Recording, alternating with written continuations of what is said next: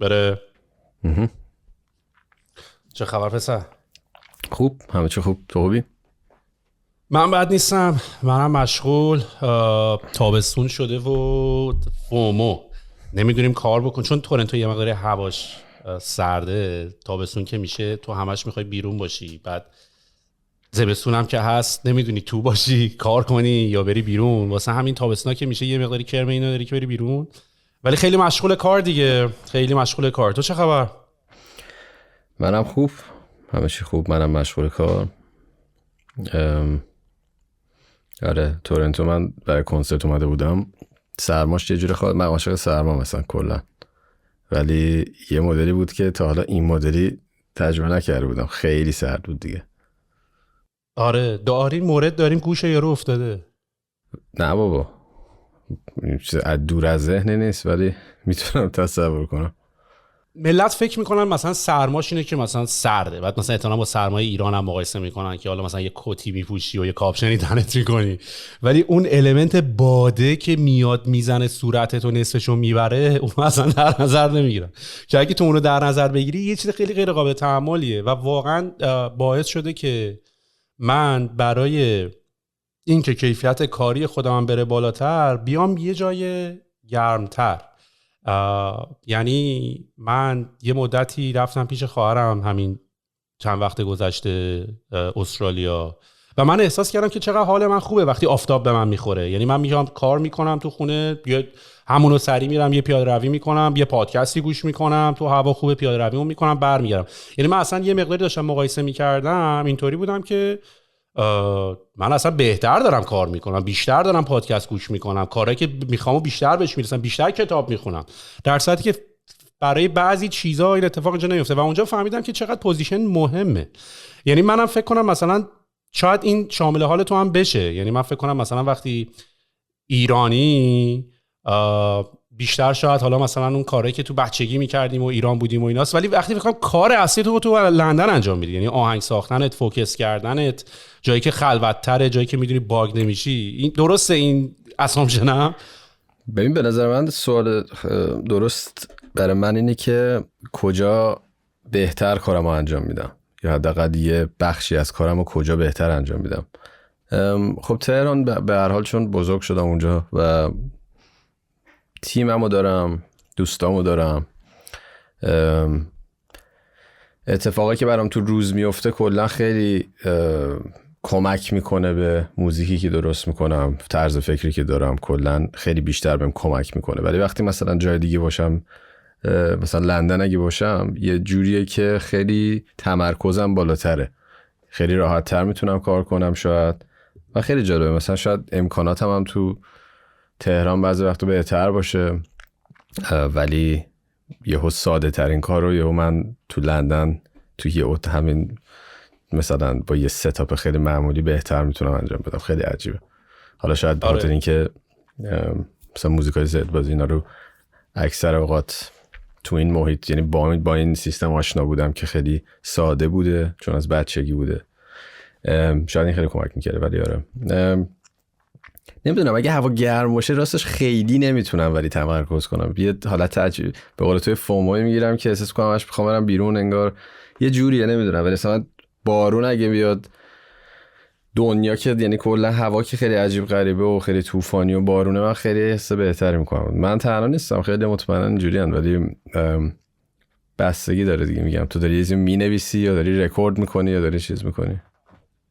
من فکر میکنم وقتی هوا مثلا منم این احساسو دارم. یعنی من اتفاقا روزایی که از خواب پا میشم، مثلا تابستون هوا آفتابی نیست، بارونیه و طوفان داره میاد و میدونی کسی بیرون نیست، اینجا که خیلی خوب، پس دیگه همه تو خونه هاشونن، بیرون خبری نیست، اتفاق خبری تو شهر داره نمیفته و یه احساس فوکسی بهت میده که میتونی بگی آقا جز این که من الان باید بشینم کار کنم دیگه کار دیگه بهت نمیتونم بکنم، نمیتونم برم بیرون، نه خبری هست نه چیزی هست که بخوام میساعت بکنم.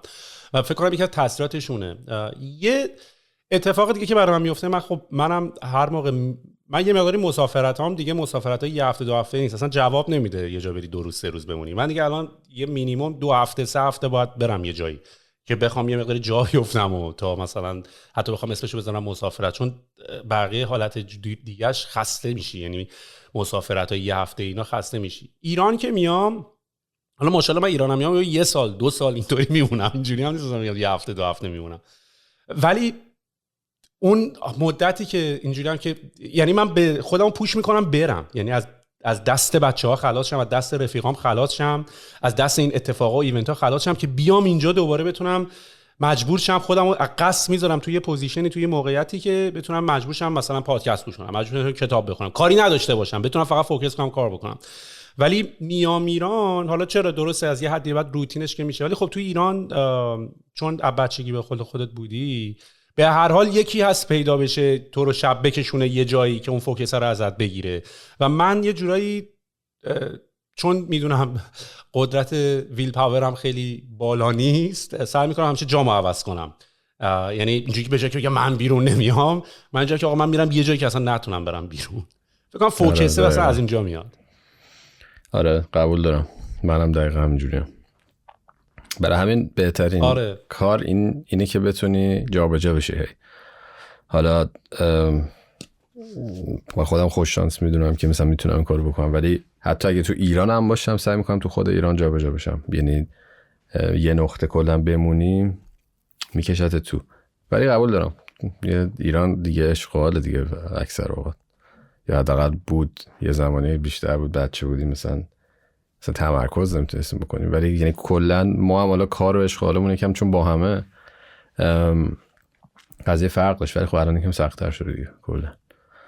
اصلا میگم بزرگترین لایف هک دنیا، یعنی همه آدما، من تو هر کتابی هم که خوندم اینطوری بود که جا تو عوض کنی و خونه بری بیرون. یعنی هر آدمی اگر هنوز همون جایی که بزرگ شده تو همون خونه است با خانواده‌اش، همون محیط راحت و کامفورت زونش به اصطلاح هست، کمتر میتونی ببینی اون موفقیتایی که حالا مثلا موفقیت حالا کلمه نسبیه یا کاری که دوست داشتن رو بکنم. معمولا همه آدمایی که اونجا، یعنی الان مثلا من میرم ایران واقعا تغییری نمیبینم، بچه‌های دبیرستان داره همون کارایی رو میکنن که داشتن میکردن، میدونی همون جابه رو داشته یا رو همون کارا رو داره همونجا پوکر بازی میکنه، دقیقاً همه چی همونطوری که مونده است.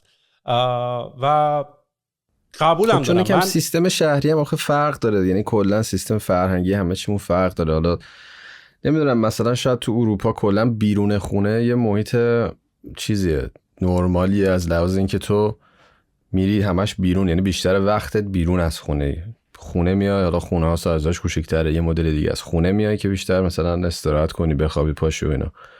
حالا شاید تو ایران کلا تو اون منطقه کلا یکم فرق داره داستان، یکم بیشتر همه تو خونن، بیرون حالا دلایل مختلفی کلا یکم خطرناک شاید به نظرت بیاد، حالا از لحاظ ترافیک باشه، از لحاظ فرهنگی باشه، از لحاظ اجتماعی باشه، کلا یکم قضیه فرق. مثلا کمتر کسی کلا خیلی این داستانو دنبالش میره که بخواد بره بیرون، حالا آدم ببینه، آشنا بشه با کسی، کلا یکم کمتر این قضیه. واسه همینم خب شاید پیشرفت شخصیت هم کمتر میشه و یه راحتی بین این لپتاپ و سکرین و اینا پیدا شده که یعنی دیگه بدترش هم کرده دیگه، کلا همش این توی قضیه.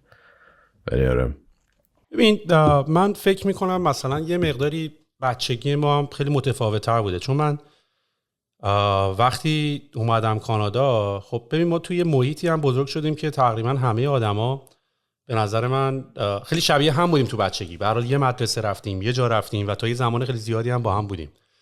من اون موقعی که یه تفاوت خیلی عمده تو بچگی احساس کردم زمانی بود که اومدم کانادا و بعد آدمای خیلی متفاوت و مختلفی رو دیدم، یعنی مثلا از شهرهای مختلف، از شیراز، از اصفهان، از جای مختلف. و بعد من معمولاً چون تو بچگی هم به واسطه مدرسه، به واسطه مثلا حالا محیط برجا و محوطه و اینا بزرگ شدم، خب خیلی آدم میشناختیم و من وقتی اومدم کانادا هم خیلی آدم بودن اینجا، حالا قبل مهاجرت کردم بعدن اومدن و اینا. و تقریبا مثلا من به هر کی مثلا به دوستام میرسیم مثلا اینجوری که آقا من این یارو 12 سال میشناسم، اینو 15 سال میشناسم، بعد کرکم پر ملت میریزه، یعنی اینجوری که شما مثلا 15 سال هم دیگه رو میشناسین، شما 3 سال هم دیگه رو میشناسین.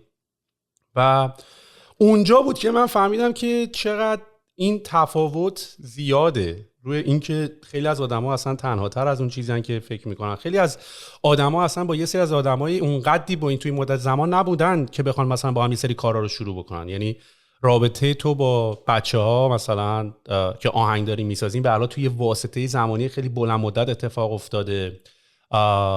حتی طرز تفکر و حرفایی که داریم میزنیم، یه بار داشتیم با هم صحبت میکردیم راجع به کارتونای بچگی، هیمن و نمیدونم نینجا ترتلز و اینا که چقدر تأثیر گذاشته روی نوع نگرشمون، نوع روشمون، میدونیم. و من جدیداً به این نتیجه رسیدم که چون من این سوالو خیلی از بچه‌ها میپرسم، مثلا اینجوریام که آقا چقدر میدی برگردیم عقب، همینجوریام که هیچی نسبت مثلا دوباره بری از اول راهنمای دبیرستان اینا. و بعدم تعداد آدمایی که این سوالو ازشون بپرسی و جواب بگن انقدر میدم میرم خیلی زیاد نیست. که بری عقب مثلا چیکار کنی؟ یعنی بری زندگی تو نه دوباره مثلا از راهنمای دبیرستان شروع کنی بیای بالا. آره خب نمیدونم، من خودم یکی از اونا بعضی وقتا میگم اینو. یعنی خیلی بچگی تو دوست نداری بری عقب؟ ببین دوست ندارم حالا برم عقب، ولی خیلی یعنی خیلی فکر میکنم به اون دوره، خیلی مثلا دوره که راهنمایی بود یا یه بچگی خیلی عجیب غریبه. یعنی یه خاطره خیلی خوبی من دارم دیگه. مدرسه که میرفتیم با بچه‌ها که بودیم، هر روز مدرسه پیاده میرفتیم خونه، چقدر خرابکاری میکردیم. یعنی یه جوری کاملا خوشحال بودیم دیگه. یه جوری بود که اکثر اوقات حداقل خوشحال بودیم و همیشه یه خاطره خوبی مونده. بعد اینی که حالا آروم آروم ما رفتیم مثلا تو موزیک و گروه خودمون رو دیدیم، بعد با هم دیگه آروم آروم شروع کردیم کار کردن بدونی که الان نقشه‌ای بکشیم، مثلا دنبال همچین داستانی باشیم. خیلی همش تصادفی بود، زد بازی درست شدی و خیلی تصادفی بود. بعد اینکه این آروم آروم چقدر بزرگ شد، اینا برای من خاطره خیلی خوبی گذاشته کلا. بعد خب اون قدیم هم یه جور دیگه بود دیگه، حالا هوا یه جور دیگه بود، کلا حالا هوا شهر یه مدل دیگه بود، آدم‌ها یه جور دیگه بودن، خودمون یه جور دیگه بودیم، اولویتامون یه جور دیگه بود. بهش فکر میکنم، ولی نه اینکه حالا 100% بگم کاش برمیگشتم گذشته. نه، یه جورایی من یعنی اوکی ام با خط زندگی که بوده همیشه واسم و الانم قشنگه و موقعم قشنگه، همه یعنی خوب بوده. سعی میکنم قسمت خوبش رو کنم، ولی بهش فکر میکنم خیلی.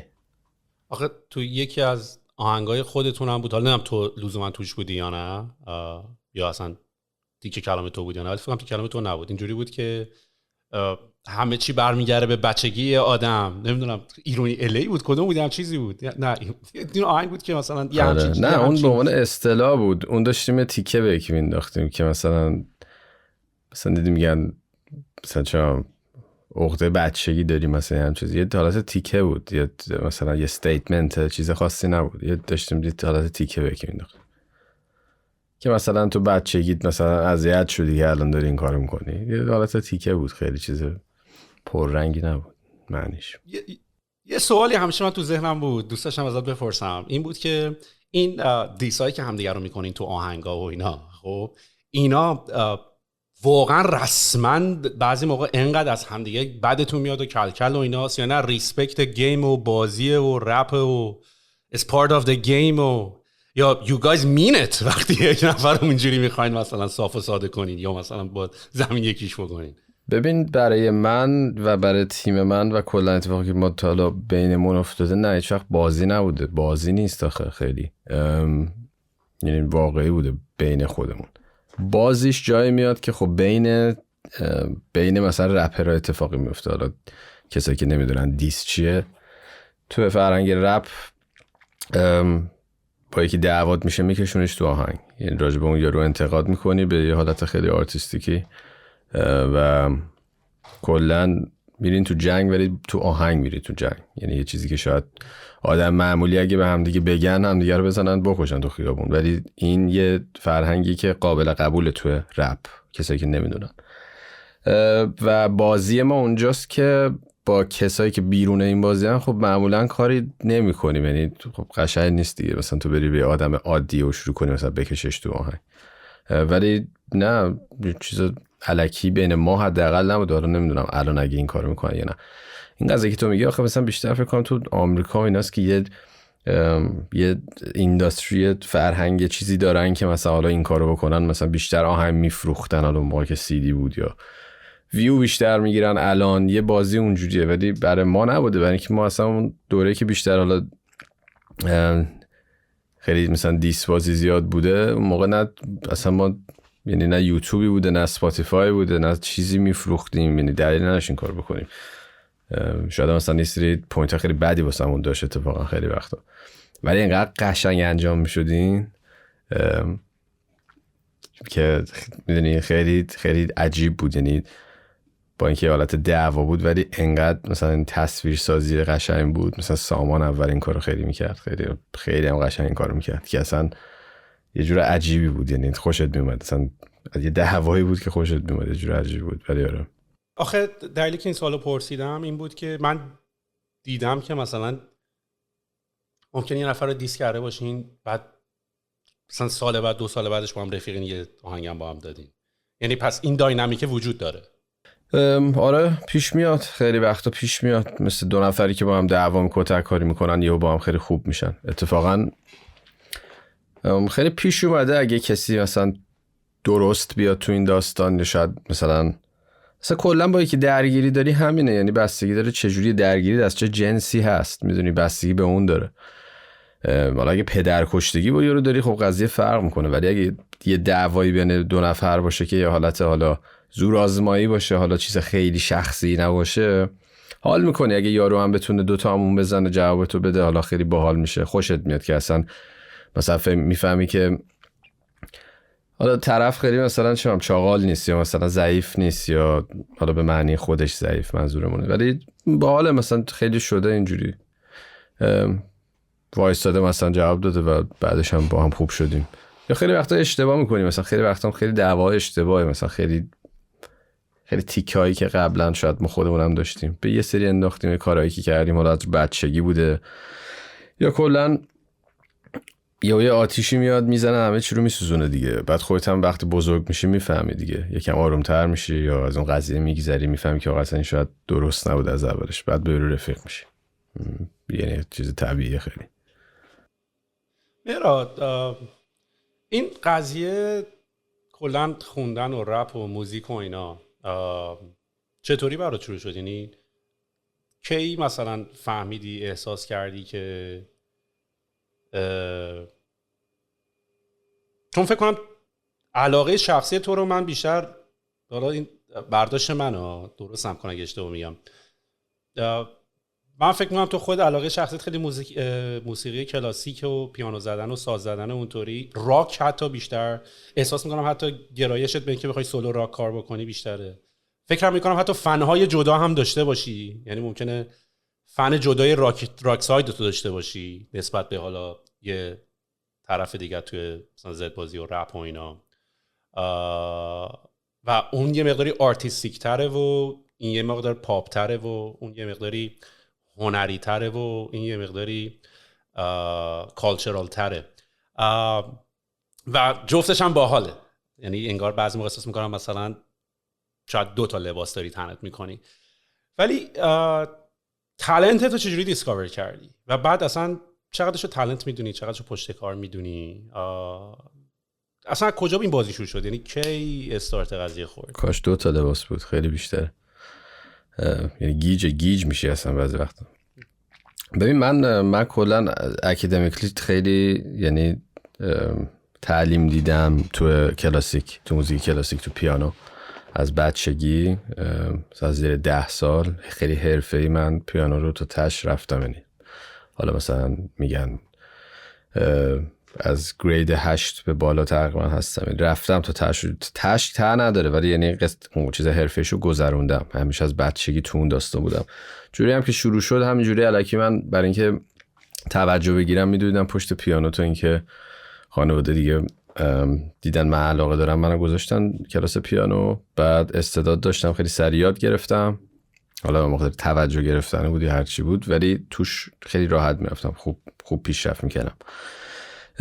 دیگه شروع کردم مثلا حالا با سازهای دیگه هم ور رفتن و گیتار رو مثلا خودم یاد گرفتم کامل، ولی سازهای دیگه در حد مثلا فقط پروداکشن و اینا بلدم، حرفه‌ای در حد مثلا شاید بگم پیانو. خب نه دیگه، موزیک کلاسیکو دیگه از این سنیه بعد نمیتونی دیگه اصلا یاد بگیری رو چیز دیگه، ولی بیشتر تو اون بود که شاید من بعدش بیشتر تو راک، تو موزیک راک و گرانج و این چیزا بودم خیلی خیلی بیشتر. یعنی مثلا یه جورایی سویچ کردم از کلاسیک رو اون، ولی کلاسیکه انگار مثلا برام یه کاری شد که باید میکردم دیگه، باید حالا کلاس رو میرفتم و این چیزا. ولی خب علاقه داشتم. ببین تو حتی اگه علاقه نداشته باشی، یا مثلا بعضی میگن آقا ما اگه بچگی میرفتیم یه اتفاق، نه اینجوری نیست. کلاسیک واقعا یه جای بعد اگه دوست نداشته باشی اصلا دیگه نمیکنی، ولش میکنی. ولی خب تا یه جایی رفتم موزیک کلاسیک هم یه جوری که باید یعنی واقعا یه 10 سال شاید به بالا بگذرونی تا تازه به یه جایی برسی که تازه بتونی بفهمی چیه داستان و تازه بتونی مثلا یه موزیکو بزنی و خودت حال کنی باش، میدونی؟ یعنی اینجوری نیست از اون اولش خوشت بیاد، یعنی واقعا همش تمرین و فلان و اینا، خیلی کار سختیه. متوجه قدرشون نمیدونستم درست حسابی. بیشتر من تو راک و این چیزا بودم، تو گرانج و نیو متال و اینا بودم موقعی که بزرگ شدم. از رپ هم خیلی بدم میومد، تا اینکه امینم دیگه همه شناختیم تو همون بچگی که یه جرقه خیلی عجیبی زد که بعدش هم من با سامان دوست شدم تو مدرسه، تو دبیرستان، و همینجور به شوخی تمرین میکردیم، مثلا حرفای امینم میزدیم و فلان و اینا، که دیگه یهو زد بازی که اتفاق افتاد، من و سامان که مثلا موزیک داشتیم درست میکردیم، بیشتر به طرف سامان اومد که اینی که ترجمه نمیکرد ولی رو همون مثلا ریتم فارسیشو میگفت، رو ریتم امینم و همون رپ های امینم فارسیشو میگفت. یهو ما به گوشمون خیلی عجیب اومد، مثل این، یعنی اولین باری بود که یه موزیکی که خودمون دوست داشتیم توی غرب میدیدیم به زبان فارسی داره همون جوری صدا میده و همونقدر شیرین و خفنه. این خیلی یه جرقه عجیبی زد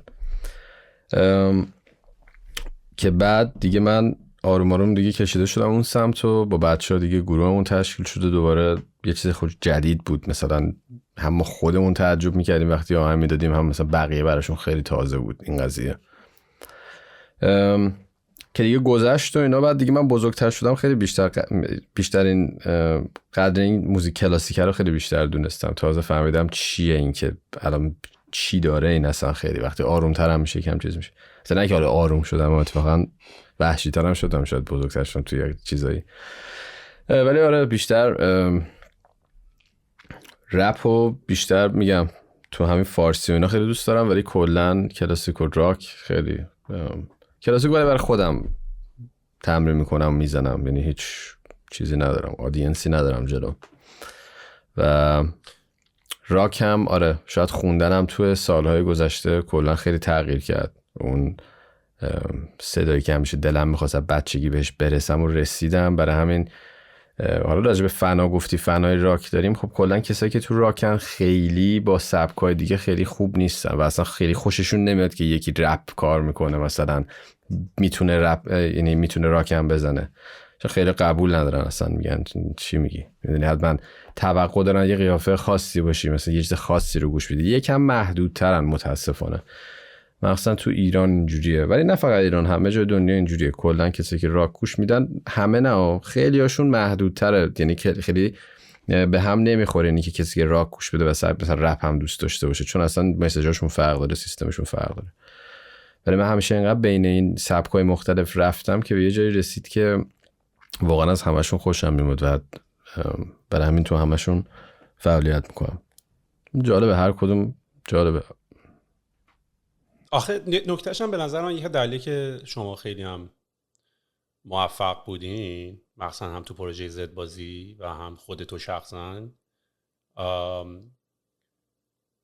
من شخصا به اون آدمایی که تکنیکال هم هستن خیلی بیشتر حال میکنم. یعنی اصلا یه اج دیگه ای دارن، یعنی هر چقدر اگه یه آرتیست دیگه کارش خیلی باحال باشه و خوب باشه و اینا، اونی که تکنیکال تره خب خیلی بیشتر، اولا خب کریتیو تره، بعد بیشتر میتونه اکسپریمنت بکنه، بقیه باید هزینه کنن، مثلا بعد بره پول بده بیت بخره، بعد پول بده یکی دیگه براش بیت درست کنه. و فکر میکنم مثلا این باعث میشد که شما یه مقدار خودتون هم بیشتر قفلی بزنین. یعنی تو استایلت قفلی خوره، از اینکه قفلی بزنی مثلا گیری بدی روی چیزی شاید مثلا 2 روز از دانجنت بیرون نیاد. دقیقاً. و به خاطر تکنیکالیتیه. ولی من کلا خیلی رقابتی ام، یعنی کلا خیلی از بچگی هم این داستان بود. بعد یه جایی بار اما اولش که داشتیم کار میکردیم یکی گفت شما که بیتاتون مثلا مال اینو اون و فلان، این یهو منو چیز کردی. گفتم اوکی. بعد دیگه رفتم سراغش، مثلا بیت سازی رو چیز کردم. زد بازی یه جوری بود که هر کی تو تیم یه کار خاصی میکرد و این مجموعه این خیلی جالب بود که اینجوری شده بود. مثلا بعضی از بچه‌ها ما شاید اکثرشون اصلا از ساز و موزیک و اینا اصلا بدشون میاد راستشو بخوای. یعنی اینجوری بود، ولی همدیگه رو خیلی اعتماد داشتن به همدیگه رو خیلی قبول داشتن تو کار خودشون، کسی دخالت نمیکرد. مثلا منم خیلی دوست داشتم این سیستم یه چاه عجیبیه این دیگه، این دم و دستگاهی که میگیری، دستگاه انالوگ که میگیری با صدا، با اون آدیو کارهایی که میتونی بکنی، خیلی خیلی جذابه برام، خیلی دوست دارم. آره دیگه، حالا قبلا به خاطر اینکه زد بازی جدید بود، مسیجش و داستانش و کلا همه مدلی که حالا کلمه میگفت، خیلی شاید پروداکشن معنی خاصی نمیداد، یعنی کیفیت موزیکت حتما نباید خیلی بالا بود و اینا. ولی الان اینجوری شده که دیگه یکی دو نفر نیستن تو کار دیگه، همه خیلی ها هستن. برای همین مجبوری که هم به این ورش برسی هم به اون ورش برسی. من خودم شخصا اینو قبلا هم چند بار توی پادکست هم گفته بودم، من معمولا برای اینکه یاد بگیرم ببینم مثلا خودم تو کاری که دارم میکنم چی کار باید بکنم، مثلا اگه یه تیم داری، مثلا مثلا ما الان کمپانیمون نزدیک 60 نفره و اون موقع که مثلا من حالا ریحون رو داشتم توی ایران، سفارش آنلاین غذا، یه چیزی هولوش مثلا نزدیک 150 نفر اینطور شده بودیم توی بازه زمانی و رابطه برقرار کردن، کنترل کردن این همه آدم خب خیلی کار چالنجینگیه. و مثلا من کریتیو پروسس ها خیلی برام مهمه و معمولا هم سعی میکنم از اینداستری خودمون یاد نگیرم، یعنی اینداستری های دیگه. مثلا من فیلم ساختم، مثلا دیوید لینچ موقعی که داره مثلا فیلم میسازه، سر صحنه های فیلمش قشنگ آهنگ میذاره، یعنی حتما باید اول موسیقی متن باشه که بازیگرا حس بگیرن، یعنی تو بک استیج هم با اینکه دارن تمرین میکنن موسیقی متن گذاشته. یا نمیدونم مثلا وولف آف وال استریت، مثلا اون تمرینه که یارو اینطوری داشت میکرد اینا که بیاد توی مود. و من همیشه به اینداستری دیگه خیلی نگاه میکنم و همیشه دو تا اینداستری، یعنی مثلا من حتی تو بیزنسم خیلی دارم سعی میکنم که کمپانی رو شبیه یه راک بند تشبیه بکنم. یعنی همیشه مثلا با بچهای دیزاینر و پروداکت و انجینیر اینطوری هم که بچه‌ها ما یه تیم راکیم، هر کی داریم یه سازی رو میزنیم. یا فوتبال، یعنی حالا بستگی به کیس هم داره که اگه خیلی کامپتیتیو قضیه، معمولا مثلا خیلی ورزشیه. اگر مثلا خیلی کیفی و کوالیتی وایز، معمولا راکو دارم به کار میبرم و اینا.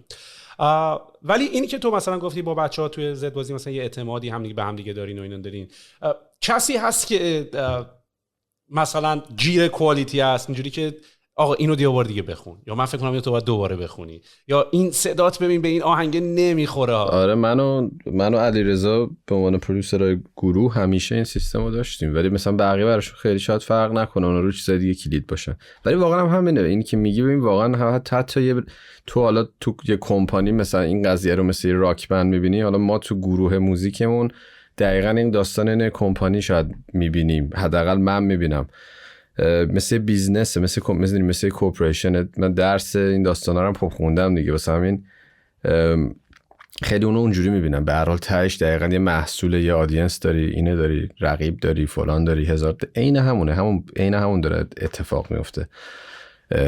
رفتارهای بین گروهتون، اعضای گروهتون چه جوریه، هر کی برای چی داره این کارو میکنه، هر کی دنبال چی داره میگرده، اینا دقیقاً همونه. یعنی واقعا عین یه گروه، یه سیستم دیگه، همشون سیستمه که تو این سیستم‌های کوچیک‌تر هست و اینا. ولی دقیقاً من خودم از اون آدمام که کلیدم دیگه، مثلا من رو موزیک کلیدم، ولی اون یکی پرودوسرمون مثلا علیرضا، اون بیشتر دقیقاً همین ریختی که آقا یه بار دیگه بگیریم مثلا. یعنی اگه این نباشه آخه نمیشه اصلا کلا، یعنی اتفاق خوبی نمیفته، کم پیش میاد، مگر اینکه سولو آرتیست باشی بری جلو. ولی به هر حال بازم تهش توی تیمی داری کار میکنی، نمیتونی خیلی همجوری تا جای میتونی، مگر میدونیم اینم هست. باعث میشه که کاراکتر سولوت، چون خب مسلما رو سولوت یا اون قسمت راکت خب کنترل بیشتر داره، It's yours، تنهایی، یه نفری، قدرت مانورت بالاتره، خیلی نیاز نداره کسی دیگر رو بخوای مثلا آن بورد بکنی روی این کاری که داری میکنی. کدومشو بیشتر میتونم مطمئنا جوابش هر دوتا رو یه جوری دوست دارم دیگه، ولی داینامیک تفاوت چجوریه اینو از این باب میپرسم که الان هم تو دنیایی که وجود داره به خاطر این داستانای تکنولوژی و اینا، قدیم مثلا تو باید یه تیم 5 نفره کار می‌کردی یا یه بند 30 نفره باید درست می‌کردی که سمفونی بزنن و کار بکنن. الان نمیخواد اون کارو بکنی، الان سولوپرونر و یه نفر آنترپرنوری هم میتونی بری. اگه بخوای این پت رو ادامه بدی، فکر می‌کنی پت گروهی رو بیشتر ترجیح میدی یا پت سولو رو؟ ببین واقعا مثل اون قضیه که کجا میخوای زندگی کنیه، یعنی دوتاشو من حال میکنم. کارهای سولوم یعنی میتونم اون کارهایی که دوست دارم حالت اکسپریمنتال باشه انجام بدم و مثلا یکم دیوونه بازی درارم ولی خب ممکنه مثلا تو گروه اگه این کارو بکنم خیلی میان مثلا میگن آقا این چرا این صدای مثلا گیتار و بقیه رو یه رو گذاشتی اینجا مثلا حال نمیده و فلان و اینا. یکم مثلا کارهای یکم کامرشال تره. اون کارا رو که من اونجا نمی‌کنم خب میام تو سولو. ببین کارهایی که سولو میکنم یا آلبومایی که درست میکنم حالت لگاسیه واسم، یعنی یه چیزی که دوست دارم بمونه. مثلا یه آلبومی درست میکنم که دوست دارم بعدها بمونه، یا یه کار جدیدی باشه که من این کارو کردم، میدونی مثل زوزنقه، مثل تونل، یعنی هر کدوم تو تایم خودشون خب جدید بود، یه جورایی کریتیو بود حداقل تو دنیای خود ما. ولی اون یکی کاری که با گروهه خب فانتره، یه چیزاییه که شاید آدمای بیشتری دوست داشته باشن و جفتش باید باشه. فرق مثلا یه فیلم خیلی فانه مثلا اسپاگتی وسترن با یه فیلم خیلی سنگین فرانسوی، هر کدوم یه جا رو میزنه دیگه، میدونی چی میگم. ولی خب من دوست دارم دوتاشو کار کنم دیگه، دقیقاً چون هول میزنم دیگه، هم اینو میخوام انجام بدم هم اونو میخوام انجام بدم. نمیتونم به اگه زیادی برم تو اون کاری که کامرشاله مثلا با گروه باشه، حالا یکم فان تر، جنبه فان داره، احساس مثلا شاید پوچی بکنم، بگم آقا مثلا چه فازی همش راجع به یه سیستم بخونی و اینا. از اونورم بیام اگه خیلی کار سنگین بکنم دیگه میگم چه کاری دیگه، برو کتاب بنویس دیگه، میدونی چی میگم. خیلی دوست دارم دوتاش باشه.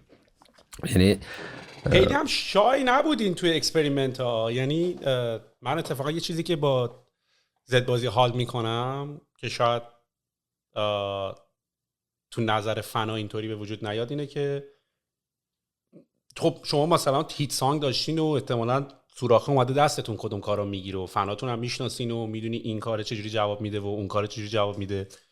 ولی دیدم که دلیبرتلی سعی کردین همیشه یه کار یه حرکت جدیدی زده باشین تو این آهنگ. یعنی هیچ وقت تو کار هنری نباید شای باشی، هیچ وقت نباید خجالت بکشی مثلا بترسی و اینا، هیچ وقت. یعنی باید همیشه یه کاری کنی که یکم فرق کنه و نه اینکه فرق کنه تو خودت فکر کنی فرق میکنه، فکر میکنی خفنه، با حالا بگی من کارم خفنه، خیلی اون کارو میکنن، ولی باید یه اجی داشته باشه، یه کوچولو باید پوش کنه یه چیزی رو، یکم باید توهم باشه که این کار الان درسته یا نه. یه کوچولو این اگه نباشه یعنی داری یه کاری رو تکرار میکنی، اصلا هم کار باحالی نیست.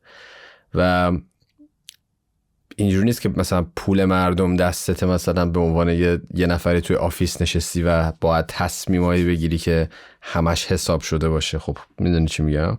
این قضیهش فرق داره. این یه مسئولیتی به خودت داری که تو باید این کار رو حتما بکنی، یعنی تو باید اینو اینجوری بشی یکم و یه نه همون کار ماشینی میشه، اصلا کار باحالی هم نیست.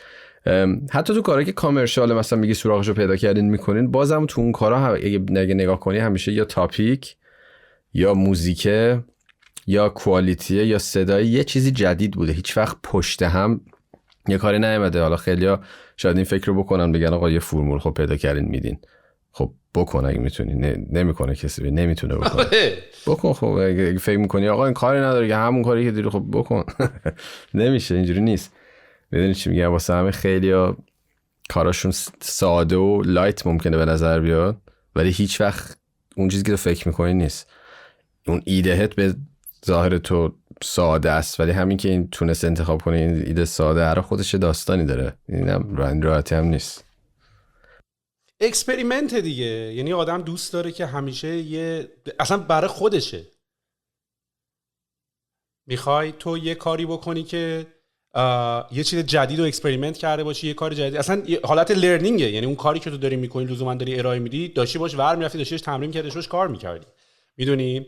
و خود منم زمانی که مثلا داشتم این پادکست رو اوایل اپیزودهای جدیدش رو که خودم میدادم ادیت میکردم، تلاش داشتم که هر اپیزود، چه حالا توی گرفتن صدا، چه توی نوع حرفا، چه تو تصویر، چه ادیت تصویر، یعنی یه بار مثلا تصویر یه طوری شروع میشد که اول اسما میومد بالا، لوگو میومد بالا، یه بار با یه آرتیست داشتم صحبت میکردم که اول تریلرش رو نشون میداد، بعد فید اوت میشد. یعنی هر بار من دوست داشتم خود منم یه اکسپریمنت جدیدی بکنم، یه کار جدیدی بکنم.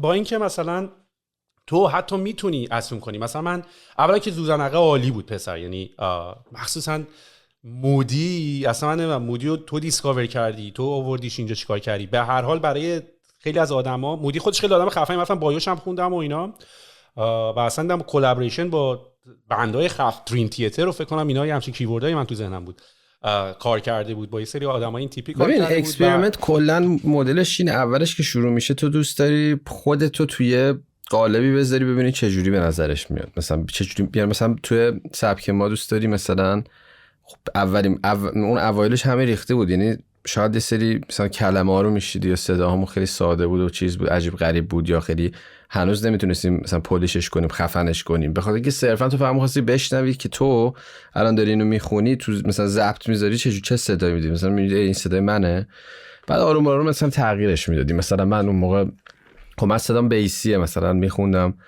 یادم مثلا چون اون قدیما مثلا زد بازی تو این بازی برد زد بازی، بعد یکم اومد جلوتر مثلا گوش دادم، مثلا دوستم یکم یه مدل دیگه بخونم، رفت تونل مثلا خوشحالم حالش یکم مثلا آرومتر بود، نمیدونم، بعد رفت صفر مثلا نده فرصت دست من بریزر تو، یکم مثلا برم بالاتر، دوست داشتم تو کانتکست های مختلف ببینم این چه جوری صدا میده. تو رو نمیدونم ولی اسم هیدنه، یعنی خیلی تیکه شده بود. بعد مثلا اینا رو با هم مقایسه میکنی، ولی وقتی این ذوق از سرت میفته که دیگه صدات هست دیگه، خودت هم میدونی، اون موقع خیلی کریتیو تر میشی تا اینکه فقط صرفا یه کاریو بکنی که خودت رو ببینی تو تصویر. مثل که من اولین بار فیلم بازی کنم مثلا فقط ببینم ایول من الان تو سینمام تو فیلمم مثلا، میدونی، ولی وقتی به این عادت میکنی دیگه یاد میگیری حالا اونو شیپ بدی به یه جای خاصی برسونی. حالا دقیقاً آلبومای مختلف هم همین بود. مثلا صفر من کاری که کردم نمیدونم در چه حد میدونی یا نه دیگه، صفر رو مثلا یه ایده داشتم که آدم باید بتونه خودش رو ریست کنه، به صفر برسونه و دوباره شروع کنه، و برای اینکه این کارو فقط به عنوان ایده آلبوم نباشه سعی کردم یه کاری که توش خیلی بعدمونم دویدم بود، مثلا رفتم ماراتون دویدم 42 کیلومتر برای اولین بار، همون استارت ماراتونی که زدم آلبومم ریلیز شد که خودم موتیویتد بشم این کارو بکنم. هم موقع داکیومنتری هم درست کرده بودم تا دم اون که چه کار عجیبی هم بود، یعنی خیلی اپتیمیستیک بود، اصلا به این فکر نکرده بودم اگه من مثلا یه وقت نتونم اینو بزنم چه اتفاقی میفته، که با بدبختی زدم. یا مثلا زوزنقه دقیقاً خوب فهمیدی، زوزنقه بیشتر فوکس اصلی رو مودی بود، یعنی به خاطر اینکه مودی واقعا یه نابغه‌ایه که خیلی برای من جالب بود که این چجوری میشه اگه میکسش کنیم با این سبک، و این خیلی فشار رو من بود که بخوام همچین کاری رو انجام بدم که هم یه طرفه نیفته، میدونی مثلا تو یه سبک رو میکس نکنی بگن آقا فلانی با فلانی حالا خونده، یه جوری میخواستم بغل هم باشه تا اینکه بخواد بیشتر سمت مودی بیفته یا بیشتر بخواد سمت سبک من بیفته، و این سخت‌ترین کار بود. واسه همینم هم اوایلش هم من گفته بودم مثلا زوزنقه شاید کمتر روی لیریکس و کلمه و اینا تمرکز کردم، به خاطر اینکه بیشتر این صدای بود که می‌خواستم، مثلا خودشون یه لیریکس بود دیگه، میدونی، یعنی اصلا این دوتا سبک به هم خوردن و خیلی هم کار سختی بود، خیلی هم کار سختی، یعنی واقعا حالا که انجام شده خیلی هم مثلا براشون ساده است میگن ایول، ولی اینی که تو اینو نشنیدی و بخوای این دوتا رو با هم قاطی می‌کردی، اینی که مثلا شما هم گیتار رو یه جوری استفاده بکنین تو این آلبوم که به عنوان لوپ استفاده نشه، فقط که فقط اون بیاد یه ریف بزنه تموم شه بره، بخوای واقعا کاری کنی که بشنون مثلا چقدر خفن میزنه، از یه طرف من بتونم صدای خودم نشون بدم، خیلی کار سختی بود، یعنی خیلی. بعد سیستم رکورد کردنمون، میکس و مسترمون، نمیدونم مثلا سینا خودش اصلا یعنی نمیدونم چطوری تونست این همه داستانو درا بندازه که ما بتونیم به این سری بتونیم به اینجا برسیم. پیمان شاهین، کنیس، یعنی خیلی فشرده بود. بعد همه این کاراکترها بعد میخوردن تو این تایم کم به هم، خیلی چیز سختی بود. ولی خب ایده اون آلبوم این بود دیگه، میدونی، و انجام شد. و واسه همه میگم آلبوم ایده های جدیدی باید داشته باشه و باید تخم داشته باشی کاری انجام بدی، واقعا نباید هم کار قبلی تو تکرار کنی. شاید واسه من خیلی ساده تر بود یه تونل دیگه بدم، ولی من نمیتونم مثلا خودم رو پوش کنم که بگم آقا حالا من یه آلبوم دیگه میدم. نه خب آخه واقعا باید تو اون حس و حالش باشم که بتونم به عنوان آرتیست نقاشی رو بکشم، وگرنه اصلا نمیخوام به عنوان یه کار نگاش کنم که مثلا میگم حتما من این کار بکنم. نمیشه آخه، مثلا اینسپایرد نیستی، بعد نمیتونی این کار بکنی. و اون تایم من انقدر تحت تاثیر این موزیک، این میکس موزیک اینور و موزیک مودی قرار گرفتم که میدونی قشنگ همش دنبال این داستان بودم. ولی خب خیلی هم سخت بود واقعا. موزیک ویدیوش هم همین حرفو میزد. حالا موزیک ویدیو نبود لزوما اون، ولی قشنگ معلوم بود که پروسه مهمه، کریتیو پروسس مهمه. اینی که چه جوری این آهنگا داریم برین استورم میکنیم، روی صندلی نشستیم، داریم چند بار دوباره تستشو میگیریم. یعنی کاملا موزیک ویدیو مشخص بود که هدف از این قضیه اینه که من دارم کریتیو پروسس رو دارم بولد میکنم، دارم این کلابریشن رو بولد دارم میکنم و نه خود آهنگه.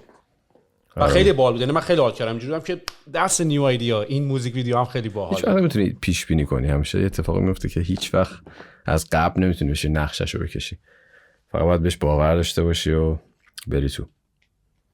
و اتفاقا راجع موضوعی که میخوام الان راجعش باهات صحبت بکنم یه مقداری همین قضیه هست. ببین میراد، مثلا منم پوزیشنم توی من خودمو کلا بیشتر سمت آرت میدونم. یعنی ممکنه همه منو خیلی آدما رو مثلا منو به عنوان آدمی که تو دنیای بیزینسه فرض بکنن. من اصلا سوراخ پول درآوردن و اینا رو رفتم اون سمتی، یا یاد گرفتم اپلای کنم یه سری اسکیل و تکنیکا رو. یعنی مثلا چه میدونم، مثلا دیزاین و گرافیک و سلیقه رو اپلای کردی رو پروداکت و بعد پروداکت های سکسی درست کردن و بعد مارکتینگ، استوری تلینگ. یعنی من خودمو کاملا از ادعای آرتیست بودن ندارم، ولی خودمو از اون در ورود کردم به دنیای بیزنس تا یه سری آدم کت شلوار کراوات و خشک و عدد با اشعار و اینا. و علاقمم نسبت به بیزنس از این بابه که بیزنس این اپورتونیتی رو به من داد که من تقریبا تمام سایدامو یه دستی بهش بکشم. مارکتینگ بده اجازه میده کریتیویتی تو درست بکنی و استوری تلینگ تو نشون بدی. پروداکت بده اجازه میده که منیفستیشن تولا و بلد بودن این کاراتو انجام بدی. ممکنه بخوای یه ادورتایزمنتی بکنی، بری با یه آهنگی درست بکنی و بخوای اسکیل آهنگ ساختن تو اینا روش یعنی باعث میشه که بتونی چند بعدهای مختلف تو با دلیل انجام بدیم. در وهله اول یه چیزی میخوام ازت بپرسم، حالا فیل فری که بهش جواب بدی یا ندی. این کار موزیک فول تایمه؟ یعنی is it a main job؟ یعنی بیزینست، کارت فول تایمت؟ الان آره تقریبا. فقط موزیک نیست، کاری که به برند حالا اسم من رپتور است بیشتر، ولی آره در حال حاضر آره، چون اصلا وقت نمیشه کار دیگه. خب مثلا یه پروژه‌ای مثل پروژه‌ای که با مودی انجام دادی سر زوزنقه، اول اصلا اسم زوزنقه رو what's behind the idea of زوزنقه چیه؟ اسم پروژه من توضیح نمیدم ایدامو داشت. اوپن اندد میذاریش. نه دیگه ببین یه توضیح بدی که نمیشه دیگه. حالا میتونم بگم، یعنی میتونی بفهمی آلبومو گوش بدید چیه داستانش، ولی اینکه حالا بشینم توضیح بدم نمیگم.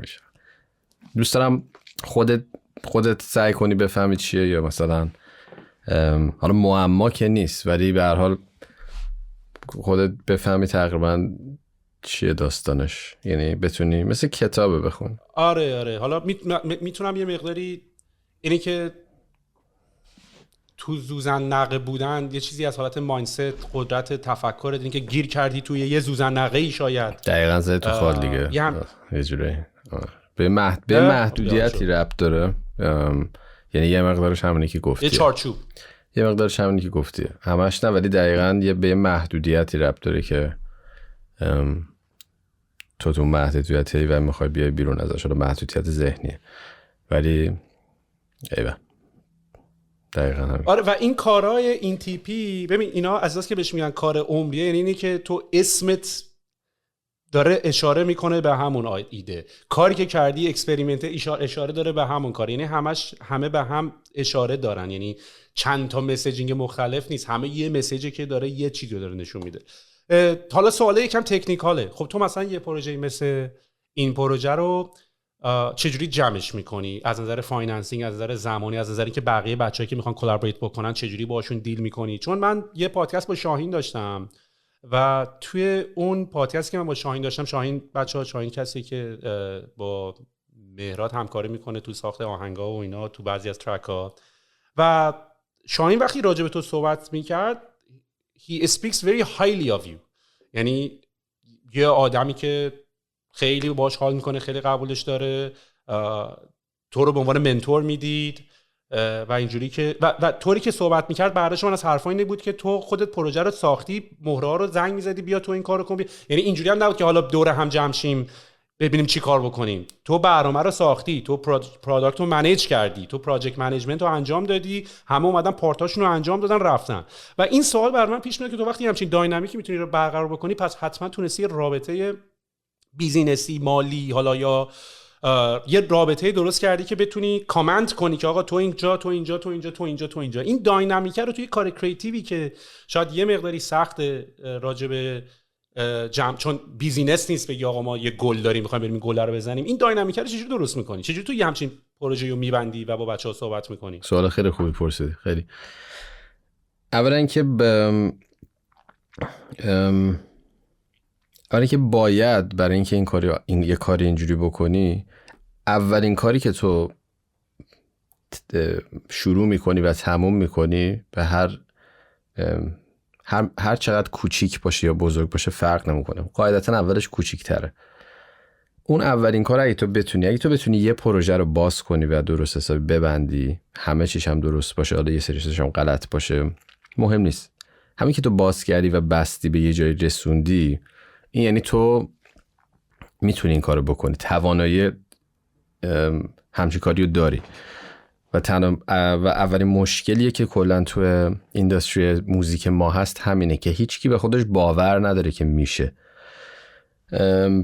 و ما هم ریختی بودیم، خود منم همیشه قدیما ریختی بودم، به خاطر اینکه تو اصلا یعنی یه کار عجیب غریبی که شاید از خانواده، از کشورت، از فرهنگت کسی اصلا قبول نداره این کارو. بعد توی پوزیشنی باشی که درس داری میخونی، یه راه دیگر رو میتونی ادامه بدی، ولی باز اومدی چسبیدی به این کار، میدونی، یعنی یکم سخت، خیلی برای ما سخت بود که از یه چیزی که هیچی بود رسید به یه چیزی که یه 5-6 هزار نفر میخوان گوش بدن موزیک درست میکنی. خب اون اتفاق که اول میفته، تو به خودت باید یعنی اعتماد به نفسی پیدا میکنی که آقا تو هیچ فرقی با مثلا اون CEO اون فلان کامپنی گنده فلان جا نداری، چون دقیقاً اون همین کار تو رو داره میکنه به مقدار بزرگتر، اونم همون اول صاف که این کارو نکرده. خیلی ها میگن آقا مثلا فلانی باباش پولدار بود رفته همچین کاری کرده، این هم آدم پولدار، نصفشون معتادن. مگه هر کی پول داره میتونه مثلا کار خفن بکنه؟ یه بار تو دانشگاه ما تو لندن اون صاحب ایزی جت اومد حرف زد، مثلا به شوخی گفت من رفتم از بابام پول قرض گرفتم مثلا 200 میلیون بده و اینا، مثلا همه خندیدن. ولی این مگه هر کسی مثلا 200 میلیون میداد به مثلا فلانی میتونه همچین کار؟ حالا بحث پول نیست، منظورم اینه که ببین اون گنده هم یه کاری از کوچولو شروع کرده به اونجا رسیده.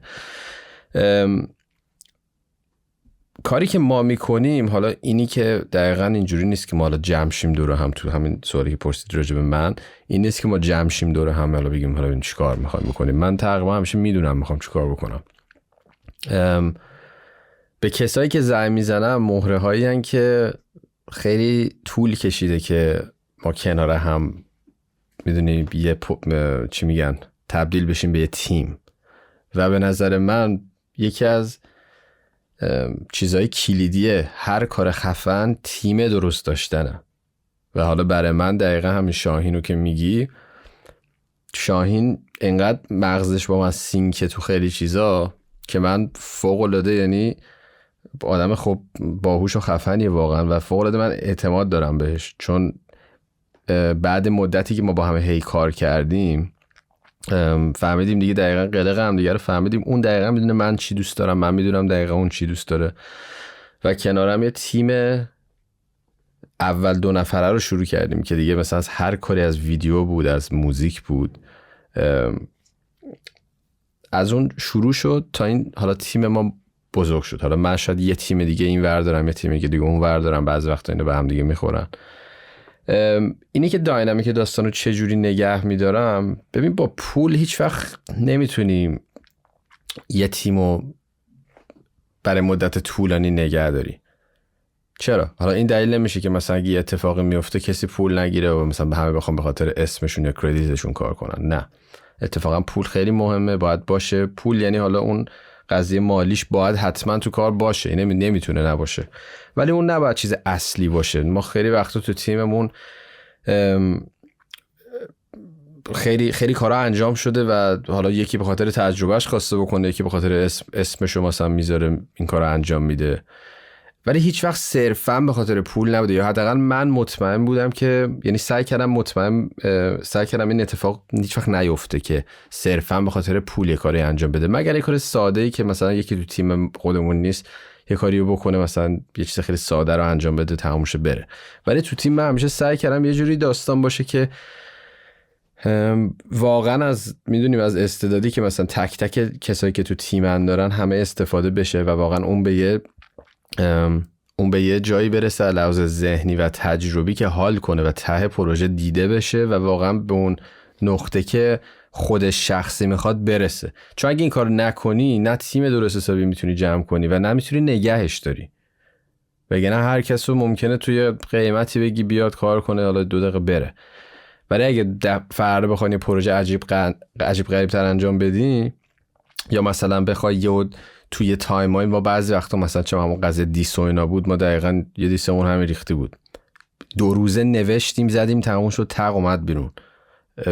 خب این اگه تیم درست نداشته باشی و سینک نباشی، ما هیچ وقت نمیتونی این کارو بکنی. حالا تو باید بری به فلانی زمین این کار، میدونی چی میگم؟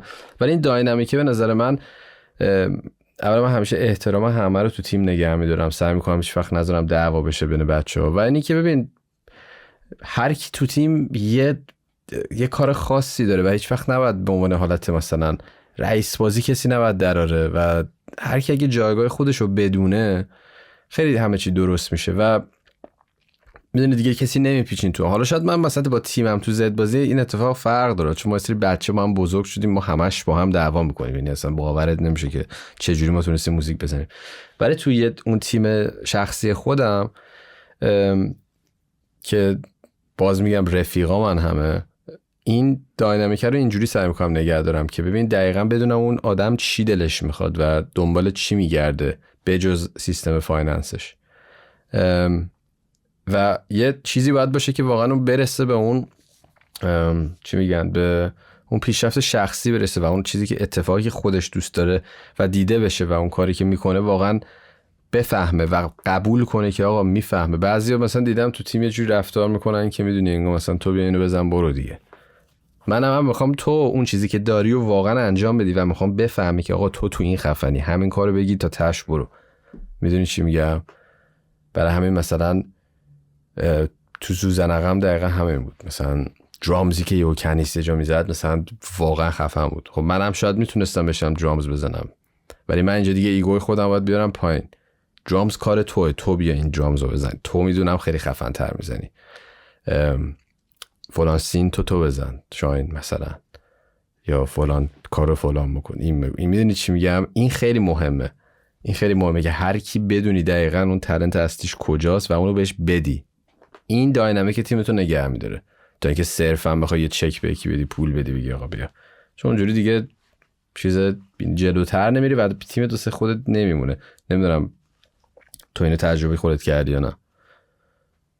ببین من چون خودم همیشه توی پوزیشن هایرینگ بودم، چه برای تیم‌های مختلف چه برای تیم‌های متفاوت، ولی یه گزارشی بود داشتم میخوندم مال اچ بود که اصلا زده بود که تو وقتی میری با آدما صحبت میکنی، با آدمای تیمت صحبت میکنی، تو همیشه فکر میکنی که مثلا پول بیشتر جوابه، یعنی بری یکی بخوای آقا چی بهت بدم بهتر کار میکنی، چی بهت بدم راضی تری، چی بهت بدم هپی تری. ما همه اینجوری که آقا پول بیشتر، یعنی انگار فکر کنیم همه اومدن برای پول بیشتر، در صورتی که توی یه ریسرچ انجام شده بود که اصلا پول بیشتر آخرین جوابه. آدم‌ها دنبال ریکگنیشنن، آدم‌ها دنبال اینن که بتونن تالنت خودشونو پیدا بکنن، آدم‌ها دنبال ریسپکتن. و من اتفاقا توی وقتی با تیمم صحبت میکنم ازشون پوینت بلانک میپرسم که پوینت بلانک یعنی خیلی دایرکت و مستقیم و بدون اینکه دورچین بذارم دورش، ازشون میپرسم که آقا چی برات مهمه، دلیلی که دوست داری تو این پروژه یا تو این یکی باشی چیه، میدونی؟ و جوابا خیلی جالبه مهراد، یعنی اصلا اتفاقا هیچ وقت پول نیست، هیچ وقت هم ریکگنیشن نیست. یکی میگه آقا من دوست دارم به بهانه این اینسترومنت رو امتحان کنم، این سافر رو تست بکنم. یکی براش مهمه که بگه آقا من دوست دارم تو این پروژه با اون آدمه کار کنم. یکی یعنی اتفاقا خیلی وقتی تو میری با آدما صحبت میکنی میبینی آدما دنبال چیزای متفاوتن و احتمالاً توی پروژه‌ای مثل سوزان نقم جدا از اینکه یه هدف نهایی و قایی همتون دارین که با هم میخواین به اون برسین، هدف تو احتمالاً متفاوته با هدف شاهین، با هدف مودی. همه با هم یه هدف، یه گل بزرگ دارین، ولی هر کی داره یه کار دیگه داره، یعنی هر کی داره شخصی هم داره به سری نتیجه‌ای میرسه. این باید باشه 100% داره. من فکر کنم بهترین حالت پروژه انجام دادن اینه که تو جدا از این که یه گل تیمی رو داری میبری جلو، ولی بتونی یه سری کارهای پرسونال هم برای همه بکنی. اصلا گوگل یه روشی، وقتی گوگل به کمپانی خیلی بزرگی شد، من این مثالا رو میزنم به خاطر اینکه اینترچنجبل ها، نه که فقط از بیزنس میفهمم از اینجا، یعنی به نظرم تمام اینا به هم مربوطه. و واسه من اصلا هدف من توی این پادکست اینه که این دنیاها رو به هم وصل کنم، رابطه‌ها رو بینشون پیدا کنم و این داتا رو به هم دیگه وصل کنیم، چی از موزیک، چی از اسپورت، چی از اینجا، چی از اونجا. و همیشه تمام شرکت‌ها قبلا با یه مدلی کار می‌کردن به اسم KPI که KPI مثلا تو فقط اهدافت مشخص بود که آقا ما می‌خوایم به اینا برسیم. خب ولی بعدن گوگل وقتی تیمش خیلی گنده شد اومدن OKR معرفی کردن. خب یه مدل دیگه بود، مدل منیجر رو میجر کردن، این که کی داره چی کار میکنه، که از بالا نشون میداد، یعنی میگه آقا ما کل کمپانی میخواد چی کار کنه، بعد برای اینکه این گل کل کمپانیه بعد تیمای مختلف هر کی باید چی کار کنه، ولی آخرش میرسید به این سیستم این که گلای هدف هر کسی هم باید توش باشه. یعنی مثلا تو گوگل داره میگه آقا من دارم این هدفو دارم برای این کوارتر، برای این سال، ولی تو یه نفر این ته این بازی تو مثلا یه گل شخصی هم باید داشته باشی. حالا مثلا میخوای زبان انگلیسی رو بهتر شه، میخوای زبان آلمانی یاد بگیری، میخوای این سافر جدید یاد بگیری، میخوای اون کار، یعنی باید توی لول شخصی هم. یعنی حرف خیلی جالبی زدی، یه جوری جواب تمام کسایی که زیر این پادکست رو بعضی موقع کامنت هم می‌نویسن، مثلا اینجوری که شما بچه مایه‌دار بودین، یکم دلم میزه چون ما که بچه مایه‌دار نبودیم، اینجوریه که ببین واسه بعضیامون بچه مایه‌داریم، یعنی یه مقداری از این زاویه من یه مقداری احساس دلسوزی میکنم. ولی چیزی که ندیدن، یعنی من به جای که بخوام با یه رو شروع کنم به تیک انداختن، اینجوریه که یه مقداری اینجوری که دلیلی که تو زندگیت بزرگتر از این نشده، دنیات از این بزرگتر نشده، به خاطر اینکه فکر می‌کنی قضیه پول بوده. تو ممکنه 10 میلیون دلار هم بهت بدن، اینی که نتونی همه رو موتیویت بکنی، این که اصلا تو ببینم تو یه میتینگ میتونی، من تو رو اول این که تو قور میزنی پوله یه میتینگ راه بکنی، ببینم میتونی 10 نفر رو بنداز دور خودت با هم برین یه شمال میتونی برنامه‌ریزی کنی. اصلا مهم نیست کسایی که کامنت اینجوری میدن و اصلا من هیچ وقت اصلا زیاد اصلا حساب نمیکنم، یعنی خیلی زیاد منم حساب نمیکنم، ولی میخوام بگم که من از دید دلسوزی دارم نگاه میکنم، یعنی اینکه ای کاش برات روشن شه که پول هست توش ولی دلیلش نیست. یعنی اگرم حتی میخوای خودتو قانع کنی که چرا تو وضعیت اینه، همچنان داری ادامه میدی به راهت. ببین کسایی که نادونن این حرفو میزنن و اینی که میگی این حرف قشنگی الان تو زدی که میگی کاش روشن بشه برات، چون هیچ وقت با این اتیتود مثلا تنفر و فوش و بد و بیرانه زیاد به جای نمیرسی، زیاد یادم نمیگیری، میدونی چی میگم؟ و تو اگه مثلا نگاه بکنی واقعا میفهمی که اینجوری نیست. یعنی واقعا خیلیایی که تمام آدمای خفن اکثرشون، اصلا نمیتونم اینجوری هم بگم چون آماری جایی نیست که من بخوام این حرفو بزنم، ولی واقعا همه جوره بوده. حداقل به دور و بر خودت میتونی نگاه کنی. خیلیا این هم آدم پولدار همشون بدبختشون از خیلیا بیشتره، به خدا دیدونی چی میگم؟ اصلا دیگه نه درایوی دارن، نه موتیویشنی دارن، نه چیزی دارن، همشون معتادن، داغونن، افتادن. به اینجوری نیست، یعنی واقعا به یه فاکتور نیست. اینی که تو آقا از یه جایی بفهمی زندگی چه جوریه، قلقای زندگی رو یا یاد میگیری یا نمیگیری. یعنی یا تا آخر عمرت یه آدمی که از همه چی متنفر است میشینه فقط کامنت مینویسه، موومنت میخواد درست کنه، این بده اون بده، اینو اونو بزنه. مثل این کسایی که از مثلا صلح و اینا حرف میزنن ولی پای کامنت میریزن، یه جا میزنن و میان. و از این موومنت هایی که الان همه جا دنیا درست شده، خیلی تو ایران هم زیادتر داره میشه اینا. این هست. میدونی تو اگه راجع به صلح حرف میزنی نمیتونی بیای خودت با جنگ به صلح برسی. میدونی چی میگم؟ ولی نه، دلیلش این نیست، واقعا هم این نیست. قضیه ببین پول خیلی مهمه برای اینکه یه چیزی ادامه پیدا بکنه و این پول در آوردنه اگه بگم نبود هیچ وقت ما هنوزم ادامه میدادیم به این شکل، دروغ گفتم. واقعا اینجوری نیست، باید باشه، ولی هدف اصلی نباید این باشه و نیست. و اون هدفی هم که راجبش دارم حرف میزنم چیزی نیست که تو بخوای بشینی الان بنویسی دراری بگی من برای این میخوام این پروژه رو انجام بدم. ببین بعضی وقتا واقعا بهت میگم مثلا یه آهنگو ما درست میکنیم، همین که تموم میشه یهو همدیگر نگاه میکنیم اصلا یهو دیوونه میشی، کسخل میشی. این انقدر ارزش داره، انقدر این خفنه، این حسه و یه اعتیاد شدیدی میاره که به این هر دفعه برسی. حالا که میرسی مسلما میخوای اینو درست استفادهش بکنی و پول دراری که بتونی دوباره به این برسی. میدونی انگار مثلا یه اعتیاد سالمیه یه جورایی، یعنی حداقل نمیدونم سالمه یا نه ولی چیز نیست، یعنی خانمان سوز نیست حداقل. میدونی تو یه چیزی رو، یعنی یه چیزی رو درست میکنی که هم خودت یه دیوونه میشی هم آدمای دیگه خیلی حال میکنن. یه چیزی بعد ما خوش شانسیم واقعا، خیلی وقتا یه آهنگی دادیم یه رو بعد تو کوچه مثلا 20 تا ماشین رد میشه. خب اینو واقعا یعنی یه چی میگن، همیشه من شوک گذارم راجع به این داستان که این چه چیز خفنیه که من دارم تجربه میکنم. و پوله اگه نباشه خب مسلما میدونی خب این اتفاق نمیتونه ادامه پیدا بکنه دیگه. به هر حال دنیا کل دنیا ریخته. جالبه اصلا تو که گیر داری میدی به بابای یارو پول داری که حالا بابای یارو که باباش بهش نداده دیگه، اونم بهش برای یکی از اینا تو خانواده‌اش اون کارو گرفته دستش دیگه. میدونی یعنی حالا پدر بزرگه یا بابای اینو بعد یه بار بگی به یکیشون، باید بگی که خب ببین الان من مثلا به تو انقدر پول بدم، دقیقاً توضیح بده تو یه سال چی کارش میکنی پول رو. ببین چی میگه. بهونه‌اش اینه که خب من کلاسم نرفتم. نه کلاس چیه داداش، بگو چیکار میکنیم مثلا. مگه به من یارو میگه تو مثلا خانواده‌ات پول داشتن کلاس زبان گذاشتن دیگه، این دیگه پولداری نیست دیگه، اون دیگه کفخوابیه. اینا مزخرف میگن، خیلی نباید گوش بدی اصلا. یعنی من که هیچ وقت اصلا این کامنت ها رو نگاه نمیکنم. یعنی من دارم دنبال کار خودم میرم، شما هم همین بنویسین ببینیم آخر. ولی همین حرفی که خودت زدی مهراد، من اتفاقا فکر میکنم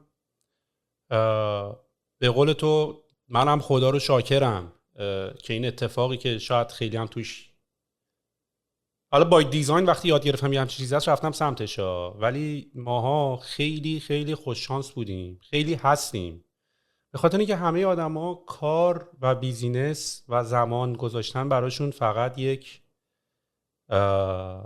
بحث مالیه.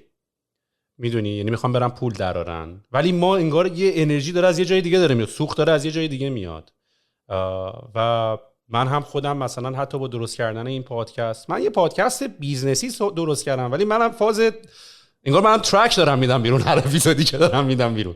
میدونی یعنی انگار یه آهنگ میدی و بعد فن مثلا داریم و مثلا اینجوری که من فکر کنم یه پادکست بیزنسیه، ولی انگار وقتی از یه زاویه دیگه وارد بازی میشی، از عشق وارد میشی، از انرژی وارد میشی، از همون که تک تک سلولای بدنت، موهای تنت سیخ میشه، گوس پامپ میگیری، یه ترک میدی، تو چه بقیه نگاه میکنی، میفهمی یه کار درستی کردی. من اتفاقا دارم سعی میکنم این احساسه رو با بچهای مثل خودت صحبت بکنم، شیرش بکنیم، به بقیه بگیم آقا یه همچین سایدی وجود داره، اگه بری سمت علاقت، اگه بری سمت جایی که میخوای دوست داری بری، دنیا میتونه، اصلا من فکر کنم سخته تعریف کردنش که یه دنیای دیگه هست که تو میتونی اینقدر انرژی بگیری. تو یکی از پادکست ها که داشتم، سروش همون پادکست اول بود، یه جمله خیلی باحالی گفت ما اصلا وکابولریمون هم، نوع استفاده لغتامون هم تو فارسی غلطه. میگیم من برم مثلا برم پول جمع کنم، برم پول در بیارم، انگار پولا ریخته باید بری از این جایی ورداری بیاری، در حالی که تو انگلیسی تو میگی making money، یعنی وجود نداره برم درستش کنم، برم خلقش کنم، برم ارزشش رو درست بکنم. و این مایندستیه که توی یه کتاب خیلی معروفی هم هست که به ما یاد آخه خب ما خیلی هم یاد نگرفتیم تو بچگی، مثلا ریچ داد پور داد، که یه پدری که پول داره با بچه‌ش چیکار میکنه، آره و یه پدری که پولدار نیست با بچه‌ش چجوری اکت میکنه.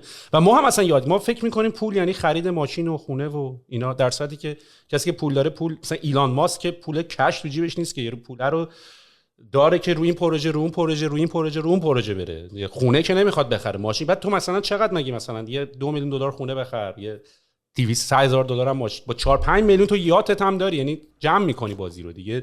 از یه حدی به بعد دیگه بحث پول نیست. و این انرژیه رو من میخوام ببینم چه جوری میشه شیرش کرد. یعنی این داستان این که این زندگی شاخه‌های مختلفی داره و واقعا من فکر میکنم، یعنی جایی که خودم تجربه کردم اینی که این بین هی بالا پایین میچرخین خیلی خیلی خیلی شیرین تره. یعنی یه موقعی باید توهم بشی که آقا من اگه مثلا یه کاری رو درست نکنم چی میشه، یه موقعی باید توهم پولو بزنی. پول از لحاظ این که خب برای کجا زندگی کنی، نمیدونم، زندگیت خب خرج داره، مسئولیت داری نسبت به خودت، با کسی باشی نسبت به اون، و مهمتر از همه اینه که اگه نتونی این بازی پول در آوردن و پول در آوردن رو یاد بگیری، نمیتونی اون کارهایی که دلت میخواد رو انجام بدی. و شاید برای من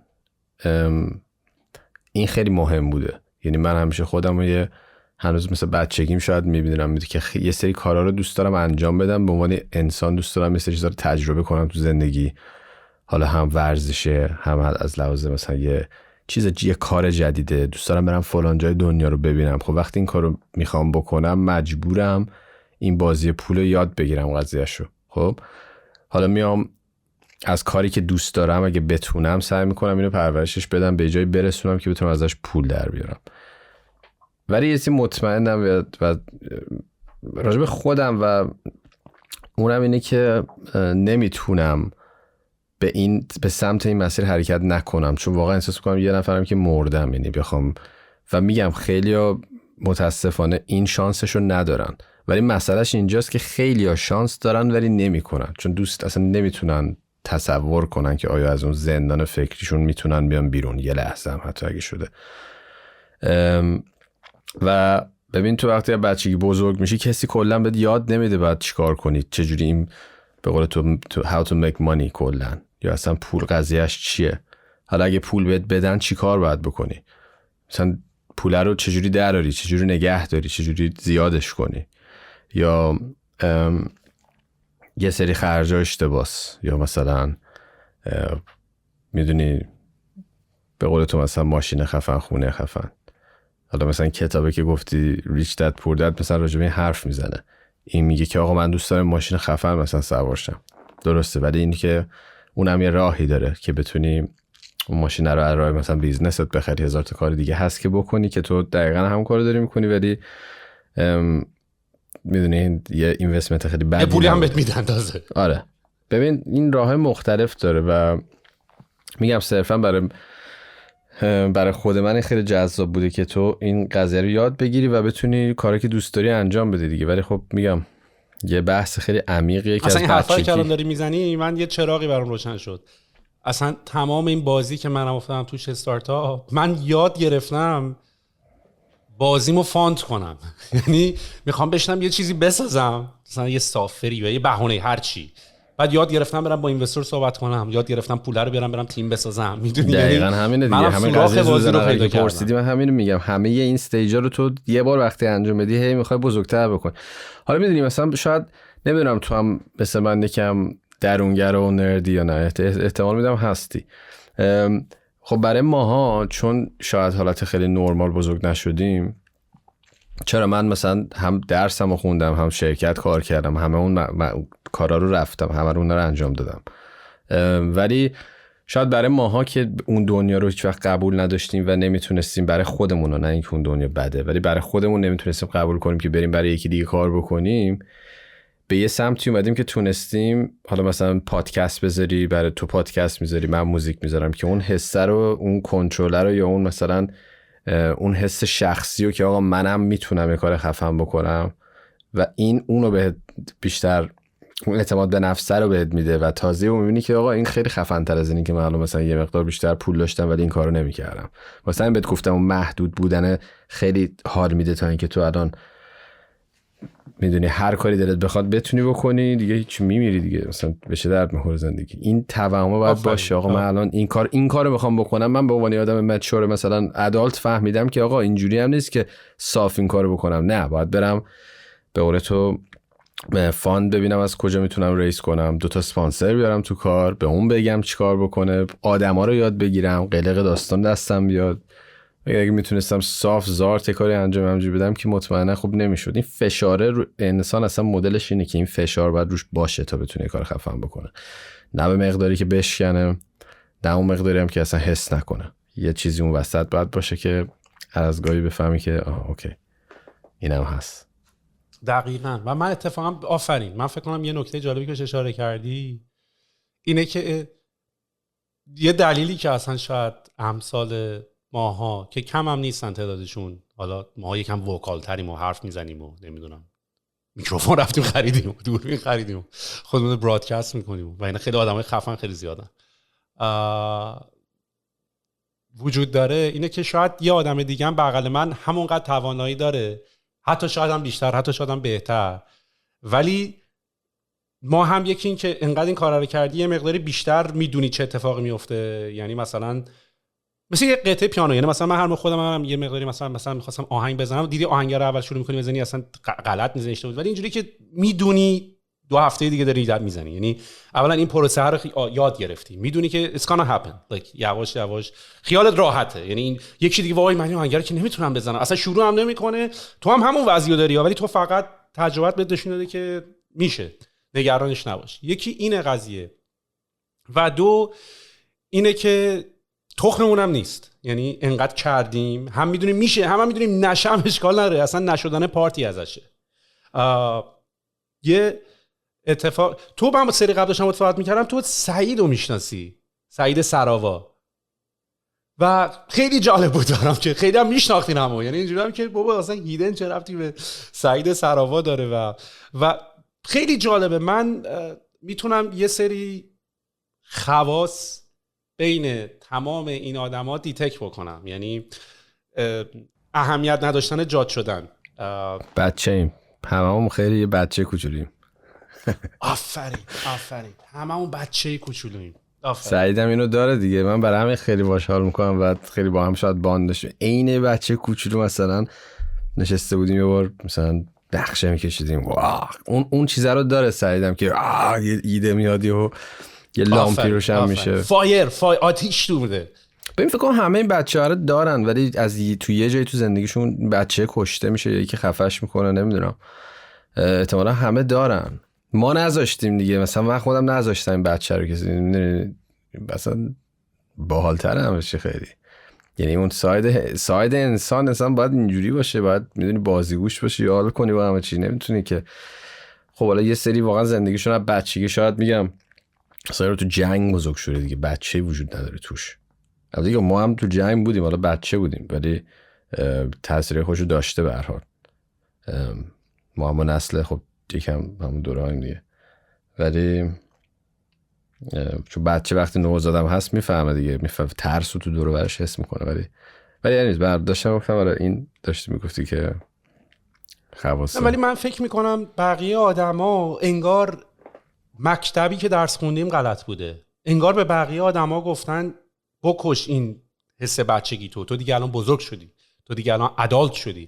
یعنی حتی اگه یک کم داشته باشه شاید میکنه نه دیگه من الان باید برم سر کار بکنم. حالا درسته که اون کارم باید بکنی، یعنی منظورم اینطوریه که بعضیا به جای که به این بچه آب بدن بزننش توی مکتب درست بزرگش کنن، بهش نگاه کنن، درکش کنن، بهش شیپ بدن. چون نکته که وجود داره اینه که من فکر کنم یه نکته دیگه که وجود داره اینه که ماها یه مقداری خودمون رو we look ourselves as a project، خودمون رو به عنوان یه پروژه داریم نگاه میکنیم. یعنی پروژه مهراتیده دست توه، به قول خودت کلاهای مختلفی هم میذاری، کلاه راکستاری، کلاه پرودوسری، کلاه پراجکت منیجر، کلاه این و هر کدوم از این یه جوره و این قابلیت رو داره که خودت از بیرون بتونی مشاهده کنی و نگاه کنی بگی اینجاشو باید اینجوری کنه، اینجاش این حرفو زد اشتباهه. و واسه همینه که من مطمئنم هستم، مثلا اینو استیو جابز میگفت تمام افراد آرتیست و آدمای این چنینی حتی یه احساس گیلت و گناه هم دارن. یعنی 100% مهراد دیدن حتما احساس گناه داره.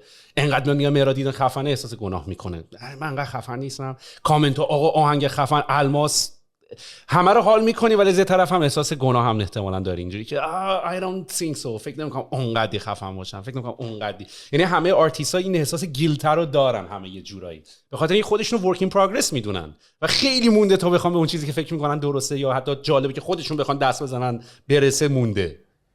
مسیر مهمه دیگه واقعا. یالا این حرف تکراریه، شاید خودمون هم زیاد گفتیم، ولی مسیر مهمه دیگه. مثل آدمی که میگه اگه حالا من این کارو بکنم دیگه تمومه، بعد دوباره میری میبینی یه گنده تر میخوای، یه بهتر میخوای، یا این تمامی نداره دیگه. برای همین نشون میده که این پروسه است که تو حال میکنی، نه این آدمی که میخوای باش باشی، نه خونه هست که مثلا میخوای گنده تر باشه، نه ماشین هست، نه ساعت، نه فلان. یعنی همه اینا برات عادی میشه، اصلا سیستم انسان همینه دیگه. مثلا همین اون پروسه حال میده.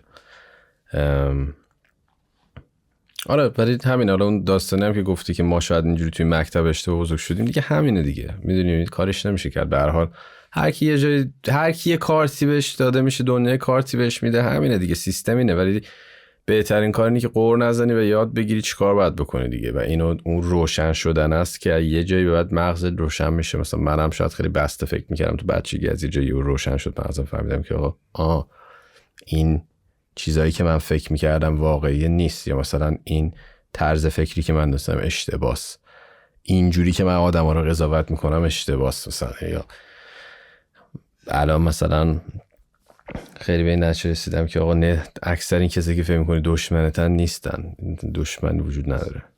میدونی این همش توهمات مغز خودته. یا این چیزای فلسفی بوده که تو تمام، حالا مثلا چه میدونم، تو کتابات، تو داستانا این هست دیگه. این جنگ آدم با خودشه و خطرناکترین جنگ واقعا. ولی آره همینه دیگه. این دنیا اینجوریه دیگه. تو یهو میای مثل بازی که اولش بهت کسی چیزی نمیگه دیگه، خودت برو 2 تا دکمه بزن ببین چیکار باید بکنی دیگه، ببین کدومش حال میده. همون کارو بکن. آدما من فکر کنم خیلی همه فکر میکنن خیلی دارن جاج میشن، خیلی دارن بررسی میشن. من با بعضی از آدما صحبت میکنم، میگم تو این همه حرف برای گفتن داری، چرا مثلا نمیای پادکست بذاری؟ میگه من نمیخوام برم پابلیک شم، ویدیومو بره اینجوری که داش اینقدرام فکر نکن جدی میگیرن. من یه سوایپ هم تو استوری اینستاگرام آدما 3 ثانیه، 3/100 ثانیه شاید. یعنی فکر نکن یارو وایساده منو نگاه کرده بعد میشین راجع من فکر میکنه بعد میگه یارو من اینطوری داره میره و اینقدر هم نمیخواد خیلی قضایا رو جدی گرفت و رفت جلو. و من فکر کنم این ترس از جاج نشدنه اونم باز به ما یه اعتماد به نفسی میده که خودمون رو بریم خلق کنیم، چون خودمون رو خیلی جدی نگرفتیم. واسه همین فکر کنم بقیه هم خیلی برام مهم نیست. یعنی اگه تو خودت جدی بگیری خیلی برات مهمه بقیه جدی بگیرنت، خودت جدی نگیری خیلی مهم نیست. یعنی منم می‌خواستم پادکست رو کنم که داداش مجتبی شکوری هستین، من که دارم یاوه میگم رسما داری کس میگی تو پادکست، تو چجوری میخوای بری اونجا بعد مقایسه بشی این با این، بعد رفتی تو بازی دیدی نه اونجوری هم که فکر میکنی نیست. یعنی همه جورش هست، هر کم یه جور باحاله. بعد اصلا جو روگن یه حرف خیلی باحالی میزد توی پادکستاش، توی یکی از پادکستاش با یه مانکه که خیلی اینوستورم هست، اینطوری بود که آقا هیچ آدمی شبیه اون یکی نیست. اصلا تو نمیتونی شبیه مهراد هیدن بشی، چون هیدنیه که هم راکو تجربه کرده، هم رپره، هم مثلا لندنه، هم ایران. اصلا تو نمیتونی درست کنی این ترکیبو دوباره. یا چیزای جذابه، مثلا تو اگه مثلا تو یه فیلو ببینی روپایی میزنه شاید یکم برات جذابه، ولی یه فیلو ببینی روپایی داره میزنه بعد از لای آتیش هم رد میشه خیلی جذاب تره. یعنی کارهای بی ربط تو اگه وصل کنی به هم خیلی چیزای عجیب غریب جالبی در میاد. و منم اینطوری بود. من اینجوریم که یه پروداکت دیزاینر turned to be entrepreneur مثلا اسلش پادکستر چی میشه ترکیبش؟ مثلا این شد. بعد اینم دیدی اینم یه جور جالبه دیگه. یعنی و هیچکی نمیتونه اینو ریپرودوس بکنه، هیچکی. میدونی فقط منم میتونم اینو اینجوری بزنم. هر کی میتونه بره یه سری لرنینگ ازش داشته باشه، بره یه ورژن باحال خودش رو درست کنه. حالا کسی که این کار از پادکست سهیل هم دیده، چاشنیش این میشه که این کارو بکنه و خیلی چیزای باحالی از توش میتونی در بیاری. مهم اینه پررو باشی دیگه، پررو باشی و یاد بگیری این پررو بودنش بدی نیست و تو بچگی شاید بیشتر بهت میگن این بده یا خودت توهم میزنی که بده، به خاطر اینکه یه کار اشتباهی بکنی شاید توی ژنته که دیگه خطر دیگه یه چیز خطریه و توی دی ان ای مونه دیگه. حالا خیلی میگن مثلا خطرش از این میاد که تو اگه توی کاری ریجکت بشی مثلا یا قبولت نکنن، آدمو از آدمو دور میشی و تنهایی میکشد. حالا این یه تئوری که میگن، ولی کلا باید بفهمی که آقا پر رو بودن بد نیست، خوبه و یاد بگیری بری جلو و کاری که میخوای انجام بدی. دنیا خیلی خیلی کلا زندگی خیلی عجیب تر از این حرف است که بخوای خیلی جدی بگیری و میدونی این همه حس متفاوت هست که تو میتونی داشته باشی، این همه چیز خفن هست که میتونی ببینی. باید بری همه اینا رو تجربه کنی به اون انسان دیگه. اینکه بشینی حالا توهم بزنی، یعنی من همیشه میگم اگه پیر بشم 10 سال آخر زندگیمو قرار جلوی تلویزیون بگذرونم دیگه، مگه پیرا چیکار میکنن اکثر؟ خب فسخوله منم بشینم مثلا خونه همینجوری مثلا توهم باشم یه کاری رو نکنم، قراره 10 سال اون کارو بکنم دیگه مثلا. میدونی چی میگم؟ اینا بازیه که آدم باید با فکرش بکنه دیگه، چون زندگی خیلی شکننده تر از این حرفاست. خیلی یه 2 تا تاپیک دیگه دوست دارم باهات صحبت بکنم، بعد میخوام ازت یه قول بگیرم، بعد دیگه let's call it a day. یک این که یکی از آلبومایی که تو داری و من هنوز گوشش میکنم، آلبوم بزرگه. نمیدونم چرا به حس لاتی به شاخت میکنه، یعنی مثلا رفتی بدویی و شاخ میشی زیاد میدویی و میدونی، یا مثلا داری وزنه میزنی یا مثلا انگار خودتو با خودت مواجه میکنه، میدونی، یعنی انگار خودتو با خود چاقالت مواجه میکنه. اصلا کلا اینجوری که میگن اصلا جهنم، معنی جهنم اینه که یعنی تو مثلا جهنم سهیل این بود که یه روزی در آخرت تو سهیلی که میتونست پتانسیلشو آزاد کنه به بهترین حالت ممکن خودشو نشون بده رو ببینی و الان وضعیت الان تو ببینی، یعنی شدی مثلا معتاد شدی و اینا، بعد یه سهیلی که اون روز جهنمه. و من احساس می‌کنم تو آلبوم بزرگ یه اتفاق یه انگار یعنی آلبوم تو به من کمک کرد که اصلا ربطی به تو نداشت، منو با خودم مواجه کرد. و من فکر کنم نوع برقرار کردن تو هم با مخاطبات رابطت خیلی از طریق موزیکه، از طریق حرفاست. حرفا که تو شاید به خودت داری میزنی، یعنی من فکر کنم حتی آلبوم بزرگم یه آلبومی بود که یه بحثی با خودت بود. بزرگ تا به امروز کلا هر کسی رو میبینم بیشتر الان ببخشید سوالی می‌خواستی اضافه کنی یا نه؟ برو براش. بزرگ شاید کلا بیشترین چیزی که الان همه میگن بزرگه، یعنی خیلی اکثرا راجع به بزرگ حرف میزنن و اتفاقی افتاد بزرگ راجع به یه چاله‌ای بود که حالا من و سامان تو اون دوره زندگیمون حس میکردیم و داشتیم و این آلبوم یه جوری به خودمون بود و خیلی حالا اینو اشتباه برداشت کردن، مثلا فکر کردن انگیزشیه من بیام بگم آقا تو خفن یه کار خفن بکن، برو فلان کن، چیکار کن، قوی باش، بیا بیرون، روشن شو. نه، این اول تو باید به هر حال ببین، تو اگه بگی من این کاریو میکنم من باید بدونم تو چقدر حالیته از اون کار. میدونی چی میگم؟ خب ما هم دقیقاً این آلبوم به خودمون میگفتیم، سعی نمیکردیم به کسی بگیم و سامان اون موقع نبود، بعد سالهای سال برگشت و همه انتظار داشتن بیاد یه مثلا آلبوم گنگ بخونه و اینا و یه چیزی رو میدونید عین سیزن 2 وینلند ساگایی که مثلا اون دفعه راجعش حرف زدیم، یه آدم دیگه اومد و اون کسی که الان بود و خجالت نکشید نشون بده، حتی با اینکه ما میدونستیم شاید اون اولش کسی اینو قبول نکنه و این یه ریسک خیلی گنده بود که ما برداشتیم و خیلی قوی کرد ما رو که این آقا میدونم الان همه یه چیز دیگه میخوان، ولی بعد نمیدونم 7-8 سال یکی برگشته یه کاری داره میکنه که اصلا فرق داره کامل. خود منم توی داستانی بودم مثلا همه اینا با همین بزرگ خود ما رو میگم خودمون رو بلند کردین، یه جوری بود که یه حسی رو درست کرد که باورمون نمیشه، از یه سری انگاشو نمیتونم هنوز گوش بدم و خب مسلما خیلی قشنگه وقتی یکی رو میبینی که اونم این حس تو رو داره و ما به هر حال چون آدمای توداری هستیم و آرتیست بودیم یا حالا به هر دلیل دیگه ای از بچگیمون خب یکم یه مدل دیگه بزرگ شدیم و شاید احساس کردیم که جا نمیشیم، شاید تو جمع‌های مختلف تو اجتماع جا نمیشیم و خب مسلماً تو وقتی یکی رو میشنوی که آقا با یه همچین چیزی میاد و تو هم جز اون گروهی، این یه قدرت عجیبی بهت میده، بلندت میکنه. واسه همین تو این حسو داری که مثلا میگی بیشتر میخوام بدوم، چون حرف دلتو داره میزنه و واقعا یه چیزی بوده تو که همیشه داشتی ولی بلد نبودی چجوری بگی. و الان تو از سنی بزرگ میشی میفهمی دیگه مامان بابات قهرمان دنیا نیستن. بچه‌ها همیشه فکر میکنن مامان باباشون مثلا همیشه قهرمانن، حالا قهرمان هستن به معنایی، ولی اون چیزی که فکر میکنی به هر حال اونها هم یه سری آدم شکنندن، میدونی، و تو اینو تو بزرگی یاد میگیری و اونجاست که طرز فکر دیو عوض میشه و شاید بترسی، بدونی تو زمین ناخودآگاه دیو میترسی، اصلا یه آدم دیگه میشی و باید این حس بزرگ بودن رو پیدا بکنی تو خودت و وقتی به اون نقطه برسی یا بفهمی یکی دیگه این کارو کرده، یه قدرتی رو درست میکنی که اصلا خیلی عجیب غریبه.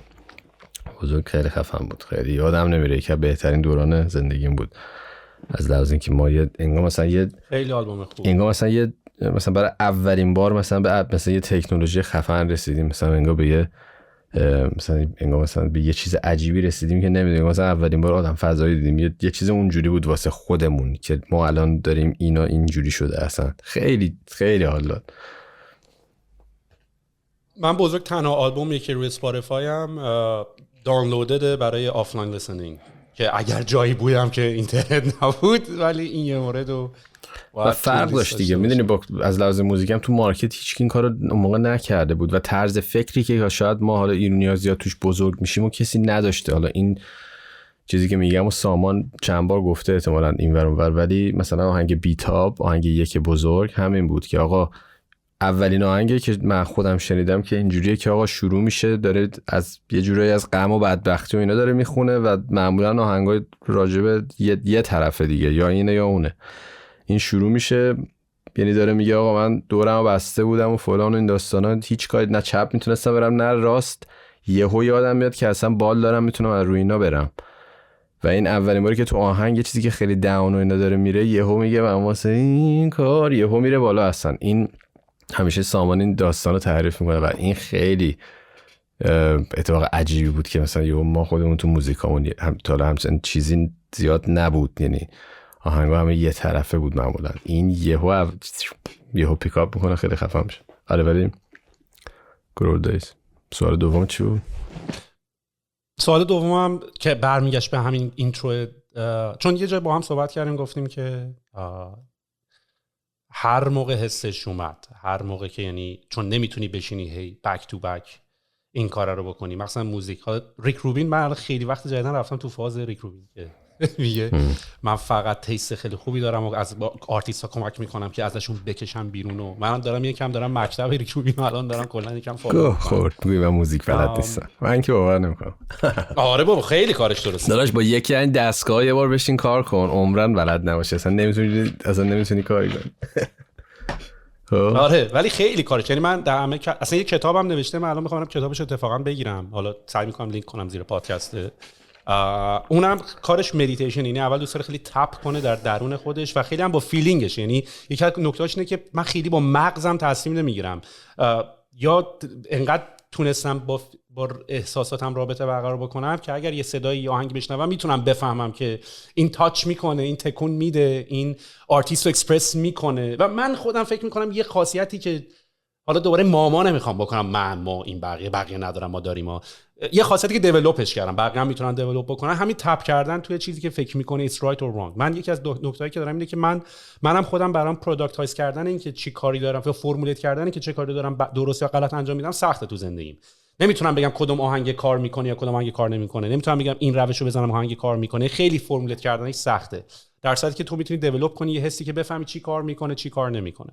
حالا بخاطر اینکه از سوالم دور نشم، سوالم از این بابه که با توجه به این حالتی که داریم که حسش بیاد حسش نیاد، مهراد دیدن آدم با دیسیپلین یا نه؟ یعنی تو در اینکه آلبوم بدی، ترک بدی، چون به هر حال کاره رو باید بکنی، هر روز باید بری سر کار، نمیشه بگی یه روز کار حسش از یه روز حسش نیست. آدم خودتو با دیسیپلینی میدونی، مخصوصا با توجه به آهنگ بزرگ؟